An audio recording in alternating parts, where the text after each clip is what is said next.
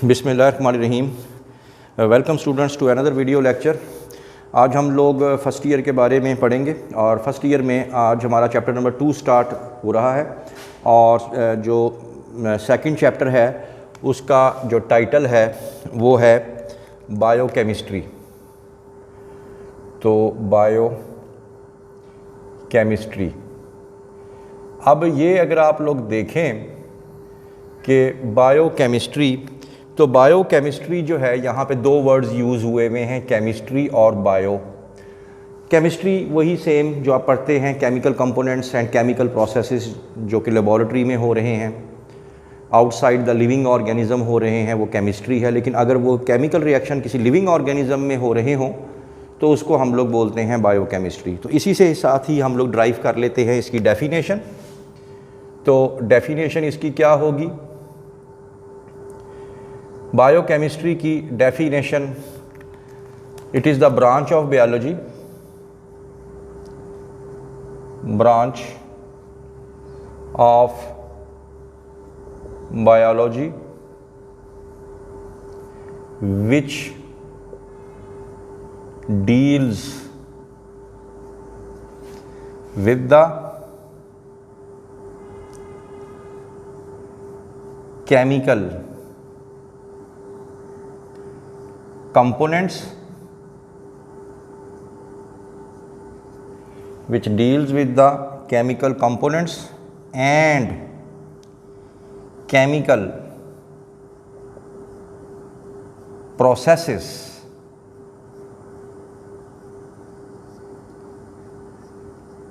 taking place in living organisms। तो वही चीज़ है कि लिविंग ऑर्गेनिज्म कौन कौन से केमिकल से मिलके बने हुए हैं, कौन कौन से केमिकल कंपाउंड से मिलके बने हुए हैं, और लिविंग ऑर्गेनिज्म के अंदर कौन कौन से केमिकल रिएक्शंस हर वक्त हो रहे हैं। तो इसी को ही हम लोग कहेंगे बायोकेमिस्ट्री। तो बायोकेमिस्ट्री का रोल क्या है, इसको हम लोग एक नेक्स्ट हेडिंग में ले लेते हैं। तो हम यहाँ पे हेडिंग बना लेते हैं, ये हम क्यों पढ़ते हैं, इसका फ़ायदा क्या है। रोल ऑफ बायोकेमिस्ट्री, देखें जी, इसका रोल ये है कि बायोकेमिस्ट्री पढ़ने से ये फ़ायदा होगा, it is essential to understand. इसकी वजह से ये ज़रूरी है पढ़ना, ठीक है, ताकि हम लोग अंडरस्टैंड कर सकें, हम समझ सकें किसी भी लिविंग ऑर्गेनिज्म की दो चीज़ों को हम लोग समझ सकें। मिसाल के तौर पे, एक टू अंडरस्टैंड एनाटॉमी, कि उस लिविंग ऑर्गेनिज्म का इंटरनल स्ट्रक्चर कैसा है, ठीक है, एंड नंबर 2 फिजियोलॉजी, यानी उसके अंदर कौन कौन से फंक्शनिंग हो रही है, कौन कौन से केमिकल रिएक्शंस हो रहे हैं, तो फौरी तौर पे आपको समझ में आ जाएगा। मिसाल के तौर पे ये कैसे, मिसाल के तौर पे अगर आप लोग एग्जांपल ले लेते हैं, यहाँ पे एग्जांपल, अब बायोकेमिस्ट्री में जो रिएक्शन हम बहुत अरसे से पढ़ते आ रहे हैं, फोटोसिंथेसिस। तो फोटोसिंथेसिस से आपको फौरी तौर पे समझ आ जाएगी, एक तो हम बात कर रहे हैं उन लिविंग ऑर्गेनिजम्स की जो कि अपनी खुराक खुद तैयार कर सकते हैं, जैसे कि मोस्ट ऑफ दी प्लांट्स हैं, और आपको उनका स्ट्रक्चर भी समझ में आ जाएगा कि किस तरह के होते हैं वो। तो इसलिए हम लोग ये समझ सकते हैं फोटोसिंथेसिस हो गया। इसके अलावा रेस्पिरेशन है। रेस्पिरेशन में आप लोगों को मालूम है ग्लूकोज की या ऑर्गेनिक कंपाउंड्स की हम लोग या लिविंग ऑर्गेनिज्म ब्रेक डाउन करते हैं ताकि उससे हम लोग क्या हासिल कर सकें, एनर्जी हासिल कर सकें। इसी तरह डाइजेशन है। अब डाइजेशन में आप लोग खुराक खाते हैं, आप लोग प्रोटीन खाते हैं, प्रोटीन बॉडी में जाके अमाइनो एसिड में टूट जाता है। आप लोग स्टार्च खाते हैं, स्टार्च बॉडी में जाके ग्लूकोज, तो ये केमिकल रिएक्शन ही है। तो ये हमें, इसकी वजह से हमें उस जानदार की फिजियोलॉजी, फंक्शनिंग भी समझ आ जाती है और उसकी एनाटॉमी भी समझ में आ जाती है। इसी वजह से हम लोग इनको बायोकेमिकल टर्म्स के अंदर लेके आते हैं कि ये क्या है। बेसिकली ये बायोकेमिकल फिनोमिनाज हैं, ठीक है, या बायोकेमिस्ट्री के फिनोमेना हैं, फोटोसिंथेसिस, रेस्पिरेशन और भी बहुत से हैं, तो डाइजेशन। तो ये सिंपल सी बात ये है कि लिविंग ऑर्गेनिज्म कौन कौन से केमिकल कंपोनेंट से मिलके बनी है और लिविंग ऑर्गेनिज्म में कौन कौन से केमिकल रिएक्शंस हो रहे हैं हर वक्त, तो ये बताना है इसमें, ये बायोकेमिस्ट्री है। तो chemical compounds of living organisms, next heading बना लेते हैं, chemical compounds of living organisms. अब यहाँ पे आप लोगों ने बता देना है कि लिविंग ऑर्गेनिज्म में कौन कौन से केमिकल कंपाउंड्स होते हैं। भाई दो तरह के होते हैं, या तो ऑर्गेनिक कंपाउंड होंगे या इनऑर्गेनिक कंपाउंड होंगे। तो केमिकल कंपाउंड जो लिविंग ऑर्गेनिज्म जिससे मिलके बनते हैं वो टू टाइप्स के हो सकते हैं। एक को हम लोग कह देते हैं organic compounds, number 1 organic compounds. अब ऑर्गेनिक कंपाउंड्स जो लिविंग ऑर्गेनिज्म की बॉडी का हिस्सा हैं, ठीक है, वो आप बता दें, ठीक है, वो कौन कौन से हैं ऑर्गेनिक कंपाउंड्स। ऑर्गेनिक कंपाउंड्स में आपको मालूम है डीएनए है, आरएनए है, प्रोटीन्स हैं, लिपिड है, स्टार्चेस हैं, एट्सेट्रा। तो ये तमाम के तमाम जो हैं ये सारे के सारे क्या आ जाएंगे, ऑर्गेनिक कंपाउंड्स। इसी तरह लिविंग ऑर्गेनिज्म के अंदर जो हैं इनऑर्गेनिक कंपाउंड्स भी होते हैं, इनऑर्गेनिक कंपाउंड्स।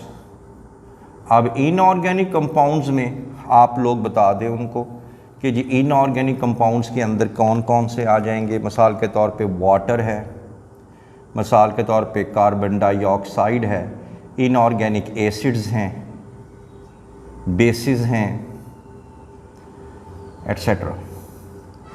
तो सिंपल सी बात है जी, लिविंग ऑर्गेनिज्म ऑर्गेनिक और इनऑर्गेनिक कंपाउंड से मिलके बनते हैं। तो ये आप लोगों ने इनको इंट्रोडक्शन में जाके बता देना है। उसके बाद नेक्स्ट आगे चलते हैं। आगे एक बहुत ही इम्पॉर्टेंट एक आपके सामने एक टेबल आएगा। उस टेबल को में अक्सर औकात वो MCQ बोर्ड के एग्ज़ाम में आ जाता होता है, इसमें से एक MCQ बन जाता है। और यही नहीं बल्कि बाज़ औकात तो यहाँ से एंट्री टेस्ट में से भी यहीं से ही एक क्वेश्चन बन जाता है। और वो क्या है कि आप लोग कंपैरिजन करते हैं दो सेल्स का। ये टेबल बना हुआ है, तो एक तरफ आप लोग लिख लेते हैं बैक्टीरियल सेल, बैक्टीरियल सेल को कंपेयर करना है आपने किससे, मैमेलियन सेल से, मैमेलियन सेल से, ठीक है। और इनके अंदर आपने बताना है, ये बहुत इंपॉर्टेंट टेबल है जी, इसको अच्छे तरीके से याद रखना है। अब इसको याद करना बहुत आसान है, इसको रटा लगाने की ज़रूरत नहीं है। इसको मैं आपको एक टेक्निक बताऊंगा, उस टेक्निक से इसको देख लें। देखें, सबसे पहले तो आप लिखें वाटर यानी पानी। तो पानी जो है आप कहाँ से पीना पसंद करेंगे, पीसी होटल से पीना पसंद करेंगे या छप्पड़ से? तो ज़ाहिर बात आप कहें, सब लोग कहेंगे जी हम पीसी होटल से पानी पीना पसंद करेंगे। तो पानी को क्या आप नीचे लिख दें पी और नीचे लिख दें सी। तो पानी पी लिया आपने पीसी होटल से। अब आपसे अगला सवाल ये है कि क्या लाइक बच्चे डॉक्टर बनते हैं या नालायक बच्चे डॉक्टर बनते हैं? तो आप सब लोग यही कहेंगे कि जी लाइक बच्चे, तो लाइक से एल, डॉक्टर से डी और आर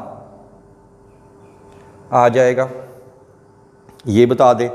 फिर जब आप डॉक्टर बन जाते हैं तो फैमिली वाले आपको क्या कहते हैं, ओ आई मेरी प्यारी बेटी या दफ़ा हो जा मेरी प्यारी बेटी? तो डेफिनेटली यही कहेंगे ओ आई मेरी प्यारी बेटी। तो फिर तो यहाँ पे लिखें ओ और यहाँ पे लिखें आई। तो आपका काम कंप्लीट हो गया, इसको मुकम्मल कर लें। पी फॉर आप कर दें प्रोटीन, सी फॉर आप कर दें कार्बोहाइड्रेट्स, एल फॉर कर दें लिपिड्स, डी फॉर कर दें डीएनए, आर फॉर कर दें आरएनए और यहाँ पे कर दें ऑर्गेनिक मॉलिक्यूल्स और यहाँ पे कर दें इनऑर्गेनिक आइंस। ठीक हो गया। अब आपका ये टेबल बन गया एक साइड से। अब अगला प्रॉब्लम आपके जहन में फ़ौरन आएगा, चलें जी ये तो हमने याद कर लिया, अब इसकी परसेंटेज कैसे याद करें। तो परसेंटेज याद करना उससे भी आसान है। मिसाल के तौर पे कैसे अभी बता देते हैं आपको। ये देखें, ये आपके सामने एक टेबल बन चुका है। ठीक है जी, ये देखें, लें जी, ये आप लोगों का टेबल बन गया। इसमें से एंटी टेस्ट, इससे आप लोगों का जो है MCQ हो जाएगा। देखिए सिंपल सी बात है, पानी जो है बैक्टीरियल सेल में भी 70% और मेमेलियन सेल में भी 70%, काम ख़त्म। उसके बाद प्रोटीन 15% यहाँ पे लिख लें। फिर आप लोगों ने वारिद मोबाइल का कोड लगाना है, यानी 321 एंड 621 लें जी।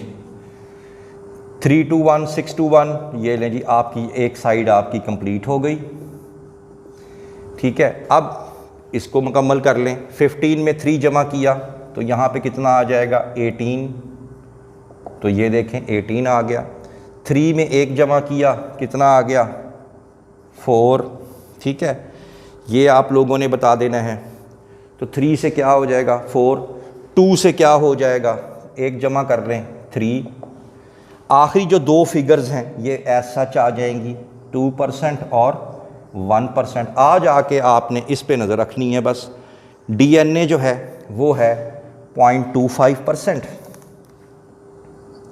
0.25% और जो RNA है वो है 1.1%। तो बस ये आप लोगों ने इसको सिंपली विद इन 5 मिनट्स इसको आप लोगों ने टेबल को याद कर लेना है और अपना एक MCQ आपने सिक्योर कर लेना है अपना। तो ये आपने टेबल बना दिया। उसके बाद आप लोग नेक्स्ट आगे चलें। आगे जाके इसमें थोड़े से 2-3 चीज़ों का और इजाफा कर दें कि बायोकेमिस्ट्री के हवाले से ही इसमें आप लोग मज़ीद ये बता दें कि इम्पोर्टेंस क्या है इसकी। तो importance of chemicals, importance of these chemicals, ये केमिकल्स लिविंग ऑर्गेनिज्म के लिए क्यों ज़रूरी हैं। सिंपल सी बात है। पहली बात तो ये है कि ये ज़रूरी इसलिए होते, ये एनिमल्स, ये पौधे, ये बाहर से केमिकल क्यों लेते हैं, फॉर देयर सर्वाइवल, अपने सर्वाइवल के लिए।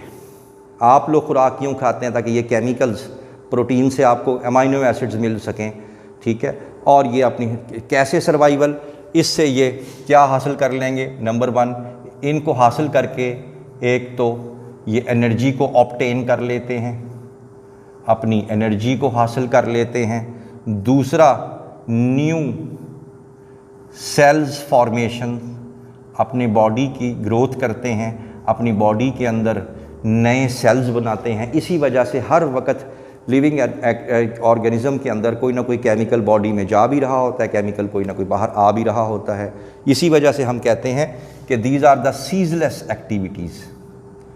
सीजलेस एक्टिविटीज़, सीजलेस एक्टिविटीज़ का मतलब होता है कि ये एक्टिविटीज़ कभी नहीं रुकती अनटिल एंड अनलेस वो लिविंग ऑर्गेनिज्म ज़िंदा है। तो मर गया तो फिर तो एक्टिविटीज़ रुक जाएगी। तो वरना जब से आप लोग पैदा होते हैं आखिरी दम तक ये एक्टिविटीज़ आपकी बॉडी के अंदर बग़ैर रुके चलती रहती हैं और यही आपकी ज़िंदगी की ज़मानत भी है। तो ये आप लोगों ने बता देना है। उसके बाद मेटाबॉलिज़्म की तरफ आ जाएं। इसी को ही किसी दूसरे रुख से बयान कर देते हैं। मेटाबॉलिज़्म कि लिविंग ऑर्गेनिज्म के अंदर जैसे मैंने बताया कि ये केमिकल रिएक्शंस कभी नहीं रुकते। ठीक है, तो हम कह सकते हैं कि the sum of all the chemical reactions taking place in living organisms, यानी मजमूई तौर पर जितने भी बॉडी में केमिकल रिएक्शंस हो रहे हैं उन सब को आप लोगों ने क्या कहना है, मेटाबॉलिज्म कहना है।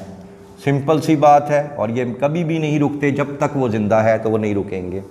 फिर मेटाबॉलिज्म की आप लोग बता दें टाइप्स कौन कौन सी हैं। तो टाइप्स के एतबार से मेटाबॉलिज्म को आगे हम दो हिस्सों में तकसीम करते हैं। एक को हम लोग कहते हैं एनाबॉलिज्म। एनाबॉलिज्म, एनाबॉलिज्म में क्या होता है, एनाबॉलिज्म के अंदर जो लिविंग ऑर्गेनिज्म होते हैं इस तरह के केमिकल रिएक्शन चलाते हैं कि उसमें सिंपल सब्सटेंसेस को कन्वर्ट किया जाता है किसमें, कॉम्प्लेक्स और बड़े सब्सटेंसेस के अंदर, बड़े सब्सटेंसेस में। ये होता है एनाबॉलिज्म। इसके अंदर वेरी सिंपल एग्जांपल ज़रूर दे दीजिएगा, बुक में नहीं दी हुई।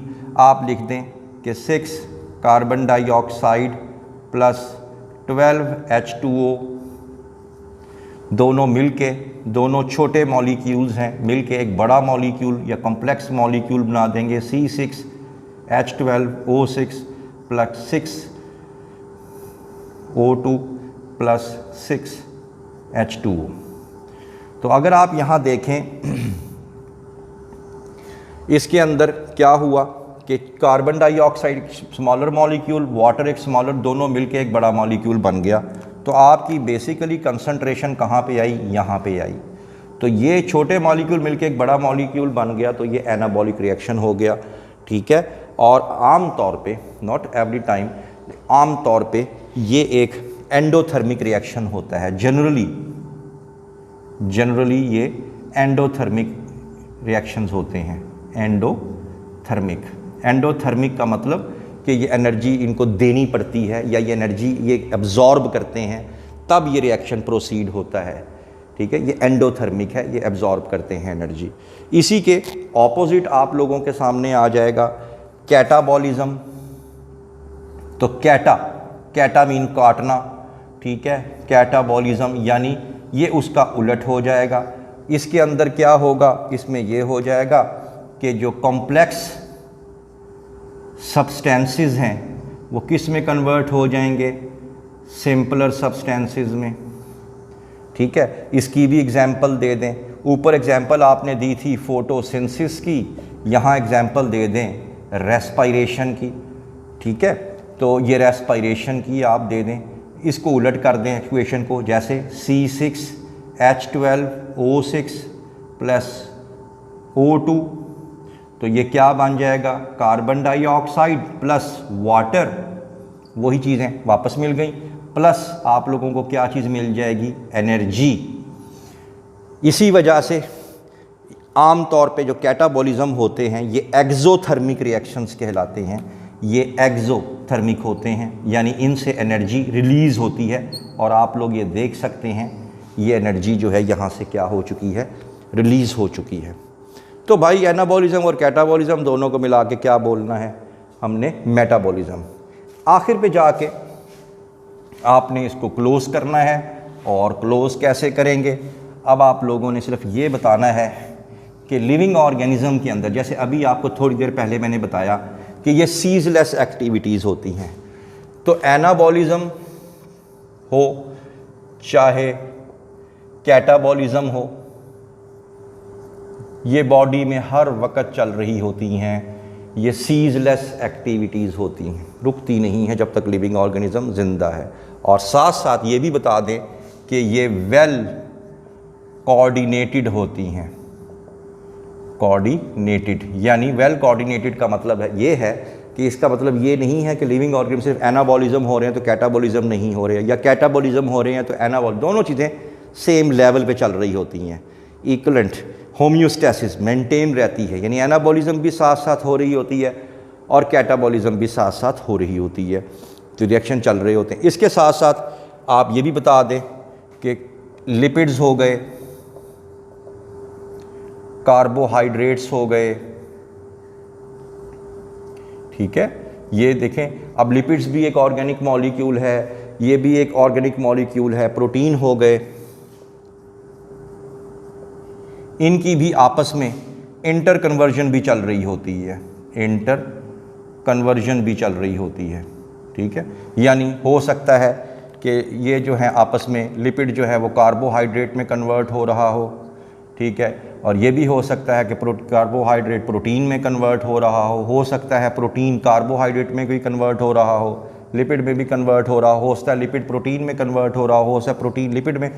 तो ये आपस में, यानी याद रखें बॉडी वही चीज़ रिक्वायर करती है जिसको उसकी जितनी ज़रूरत होती है। जो चीज़ ज़्यादा बनती है या तो उसको बॉडी से निकाल दिया जाता है या उसको दूसरी शेप में कन्वर्ट करता, कि हर चीज़ का क्या रहे, बैलेंस रहे, जिसको आपने 10th स्टैंडर्ड में होम्योस्टैसिस के नाम से भी पढ़ा होगा। और ये आपस में कोऑर्डिनेटेड होते हैं, और जिस दिन ये कोऑर्डिनेशन ख़राब हो जाएगी तो समझ लें कि कोई ना कोई डिजीज़ हो गई है, कोई चीज़ बढ़ जाती है या बहुत चीज़ कोई कम हो जाती है। जब तक ये बैलेंस में रहेगा, जितनी रिक्वायर्ड अमाउंट में रहेगा, तब तक लिविंग ऑर्गेनिज्म हेल्दी कंसिडर होगा, वरना otherwise deviation from the health वो क्या हो जाएगी, डिजीज़ हो जाएगी। तो I hope that you have understood the lecture today. For more interesting video please stay connected with us. किसी किस्म का भी कोई क्वेश्चन हो तो आपने कमेंट सेक्शन में जाके पूछ लेना है। Thank you very much.